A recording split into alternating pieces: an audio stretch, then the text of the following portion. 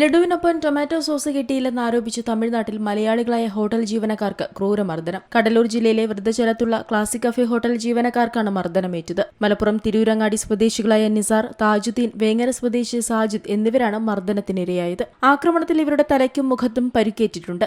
ഇരുമ്പ് പൈപ്പും ചട്ടകവും കൊണ്ടാണ് അക്രമികൾ മൂവരെയും ആക്രമിച്ചത്. കഴിഞ്ഞ ദിവസം രാത്രിയാണ് സംഭവമുണ്ടായത്. പ്രദേശവാസികളായ 3 യുവാക്കളാണ് ജീവനക്കാരെ മർദ്ദിച്ചതെന്നാണ് വിവരം. അതേസമയം പ്രതികളെ അറസ്റ്റ് ചെയ്യാൻ പോലീസിന് പണം നൽകേണ്ട അവസ്ഥയാണ് പരിക്കേറ്റ നിസാർ ഒരു പ്രമുഖ മാധ്യമത്തോട് പറഞ്ഞു. ഇവർക്കെതിരെ പരാതി കൊടുത്തിട്ടും പോലീസ് നടപടിയെടുത്തില്ലെന്നാണ് ആക്ഷേപം. ലഡുവിനൊപ്പം സോസ് കൂട്ടി കഴിക്കില്ലെന്ന് പറഞ്ഞതിനാണ് മർദ്ദിച്ചതെന്ന് ജീവനക്കാർ പറയുന്നു. തങ്ങൾ പിടിച്ചുകൊടുത്ത പ്രതിയെ മാത്രമേ പോലീസ് പിടിച്ചിട്ടുള്ളൂവെന്നും നിസാർ പറഞ്ഞു. യുവാക്കൾ കഞ്ചാവ് ഉപയോഗിച്ചിട്ടുണ്ടോ എന്ന് സംശയമുണ്ടെന്നും ഇവർ നേരത്തെയും പ്രശ്നമുണ്ടാക്കിയിട്ടുണ്ടെന്നും ജീവനക്കാർ പറയുന്നു. മനഃപൂർവ്വം പദ്ധതിയിട്ട് അടിയുണ്ടാക്കിയതാണെന്നും കട തുറക്കാൻ പറ്റുന്നില്ലെന്നും നിസാർ പറയുന്നുണ്ട്. നിലവിൽ ആക്രമണത്തിന്റെ CCTV ദൃശ്യങ്ങൾ പുറത്തു വന്നിട്ടുണ്ട്. National desk, Zee Malayalam news.